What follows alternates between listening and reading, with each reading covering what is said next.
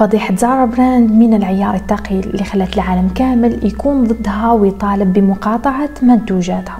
تابعوا معايا. زارا من 3 ايام حطت صور تاع الكوليكشن تاعها جديده على انستغرام، ولكن الخلفيه اللي استعملتها على الصور هذه كانت صادمه.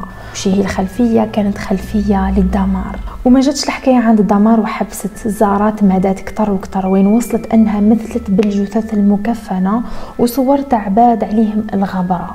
تخيلوا حتى المود اللي مستعملينها كانت واقفه بشكل بدون ملامح، والمحللين قالوا باللي هذيك الوقفه تاعها تدل على الظالم اللي واقف على هذاك الدمار في فلسطين.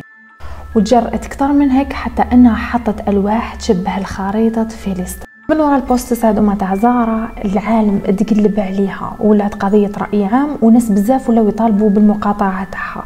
لهنا زارا خافت على روحها وراحت عاودت حذفت هذوك المنشورات، وخلات منشورات وحيد خلاف ماهيش مبالغه فيهم كيما في الصور اللي حذفتهم. وناس بزاف درك يطالبوا بمقاطعه هذه البراند اللي ما فيها حتى غرام تاع رحمه، اللي قدرت انها تستعمل قضيه انسانيه للترويج للمنتجات تاعها. وكاين الناس يشوفوا باللي زارا كانت داعمه للقضيه الفلسطينيه، وعلاه لانه زارا في اكتوبر نشرت هذه الصوره وين تفاعلوا فيها بزاف العرب، قالوا عليها باللي زارا تدعم القضيه بطريقه غير مباشره، وعلاه لانها استعملت الوان علم فلسطين. ولكن الحقيقه انه الالوان اللي استعملتهم زارا في البوست هذا هي الوان الكريسماس، والقضيه الفلسطينيه ما عندها حتى علاقه بالالوان هادو. وناس وحيد خلاف قالوا بلي لا، زارا مسكينه ما تقصد حتى شيء، هي فقط استعملت الفن السريالي للترويج.